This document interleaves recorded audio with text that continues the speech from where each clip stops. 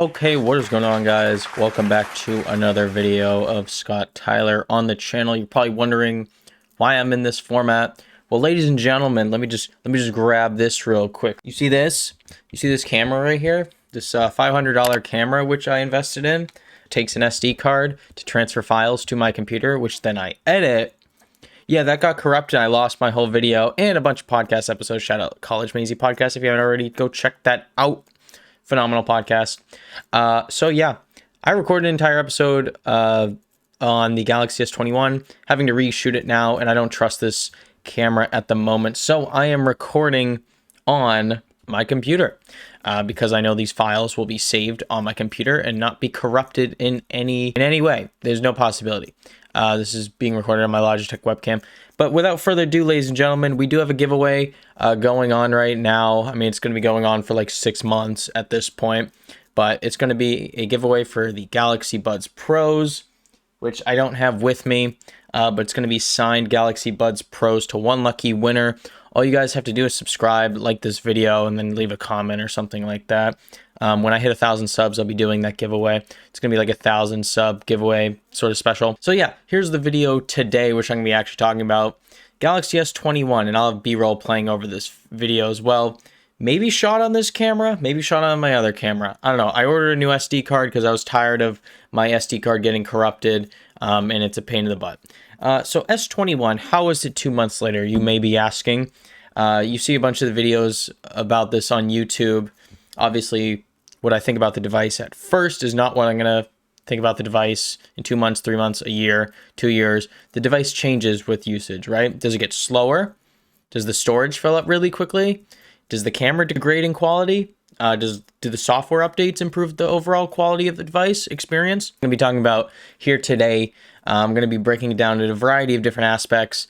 Number one on this list is going to be overall screen quality. You've probably seen on YouTube and the internet and Reddit, all those Redditors, about the screen quality of this device since it's a 1080p display coming from the S20, which was a 1440p display. However, on that, you could only use it in 1080p to get the 120 hertz.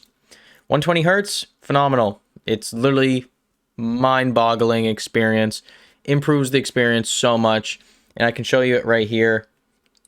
Overall, just swiping through the device, if I could actually swipe through, really seamless and makes the phone just feel really speedy overall. The 1080p, I can't even tell. I literally can't tell that it's 1080p coming from a Quad HD S9, Galaxy S9, I mean. So if you're worried about the screen quality, you can stop worrying. The screen's phenomenal. Contrast is there, saturation there, colors pop, text is sharp, watching YouTube content is great. This little selfie hole punch cutout right here, you can't really see it on screen here, but that little cutout does not interfere with watching YouTube whatsoever. They've shrunk it so much over the years with the Infinity O display. Samsung, great job on that. Keep it up. I think they can make it even smaller, to be honest. Or they could do it under the screen like some Chinese manufacturers are doing. So that's screen quality, right? Let's talk about cameras. I am not a camera expert by no means, but when I see a good camera, I know it's a good camera. It's got a triple camera setup right here. We have a main wide angle lens, an ultra wide angle lens, and a telephoto. Getting plenty of megapixels here. 12 megapixel main lens. Photos are contrasty, punchy colors, extremely sharp. Sharpness on this is great. Not overly saturated like on previous Samsung devices, but still good enough. Video quality, really good. I'd put it on par with an iPhone 12. Maybe the iPhone 12 is slightly better, but I'd honestly give the stabilization to the Samsung device. Stabilization on here is phenomenal. And they also have a super steady mode. So if you're like running or stuff, there's going to be no wobble. There's going to be none of that. Your videos are going to come out ultra smooth. Flash. No one talks about flash in these videos. The flash on this is really good, honestly. And it's like really tiny too on the back. But one thing, this isn't even a complaint. It's sort of like a hardware complaint. Why didn't they just put the flash in this section right here with all the cameras, so the case manufacturers don't have to like go here and then go around it? You know what I mean? In terms of hardware, I know that people were complaining that this was a plastic device. I don't care. I put a case on my phone, and I ranted about this in my previous video. I'll take plastic any day over glass now. This has wireless charging. That used to be a downside of having a plastic back, was you could not have wireless charging.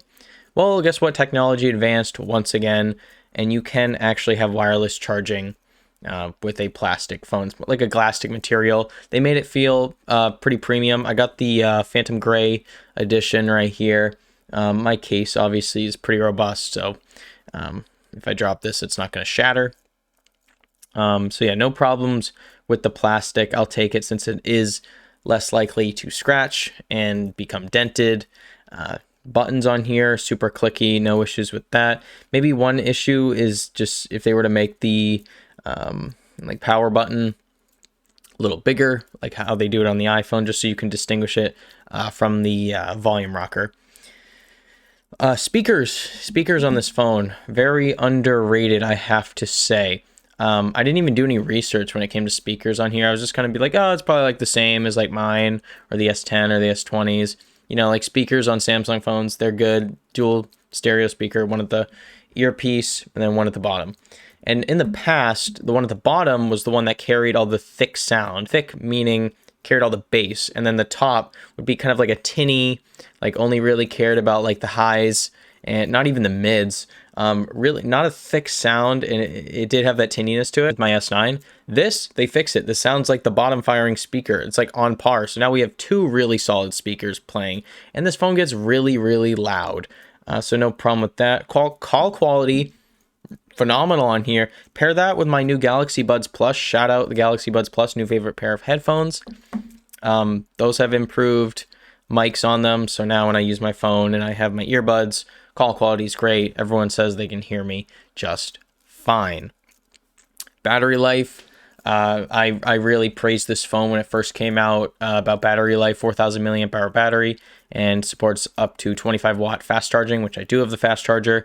I purchased that separately. Sadly, it didn't come in the box, but it wasn't a big deal. So charges up super fast, no complaints there.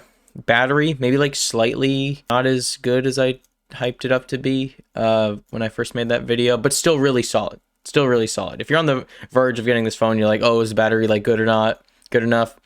Yes, it is that good. It is a very solid battery life. I've been able to get 1.5 days of charge with this without having to charge it. On a heavy day of usage, I could usually kill it by maybe midnight, maybe like 12:30, 1 a.m. I'd kill it. But honestly, it's lasted me almost every single day without having to charge it. And standby time is really good, and it's honestly getting on par with Apple iPhones. Software experience, I mean, it's One UI 3.1, I believe they're on right now, and it's very seamless. I really like the software, I have to admit. Like, this is the subjective part of my review. It's just the software on here is just so snappy. Not many people talk about the Samsung Settings app.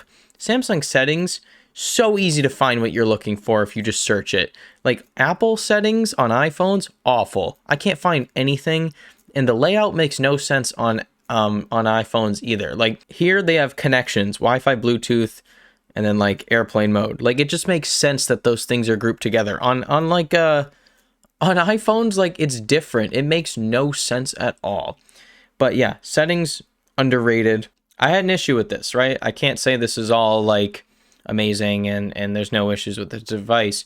I've been having issues with Wi-Fi connectivity. There's this new Wi-Fi 6 standard that's in here, and it's a new standard, and since it's new technology, it's almost like it's sort of in beta at the moment. That's how I like to think about it. It's super fast when you're connected. The range isn't there, and the connectivity is not as good as opposed to like an older like Wi-Fi standard where the speed's not that great, but the connectivity is really good, right? You won't drop signal easily. Obviously, that's going to improve with time, with newer routers, newer Wi-Fi networks and stuff like that. So that can be fixed with the software update, to be honest. I had an issue with my SIM card. I don't blame that on Samsung. I honestly blame that on myself. I was switching my SIM card in and out of phones way too often. And I researched if you do that, you can potentially scratch it, kind of like hinder your cell service. This sounds so whack, but like it's kind of true. And I was getting drop signal all the time. Even if I had 5 bars and I had 5G, also 5G on this phone is pretty good. Just shout out 5G. But I would just cut out randomly. I'd lose Xfinity Mobile, and that runs off Verizon towers, so it's really good connection for the most part. And I just drop signal like literally all the time. And I was like, yeah, okay, is this my phone? Am I gonna have to send this back? No, it was my SIM card. I went to Xfinity Mobile and got my SIM card replaced. So yeah, that's the downside of this phone so far. It was just the connectivity, but once again, that can be improved with software. That's gonna be it for this video. Those are my overall thoughts on the S20. If you enjoyed this video, make sure to smash the like button, subscribe to the channel, hit the notification bell. Let's shoot for 10 likes on this video. I'd really appreciate it. And if you're new to the channel and you're watching this, please subscribe. More awesome tech videos coming in the future. I don't know if I've linked my TikTok down below yet. I probably should, at Easy Reviews on TikTok. Similar content over there, just much more short form. And then if you want to subscribe to my podcast, you can do that as well at College Been Easy Podcast. Yeah, I will see you guys in the next video. Remember the giveaway, 1,000 subs, Galaxy Buds Pro. I'll see you in the next one. Peace.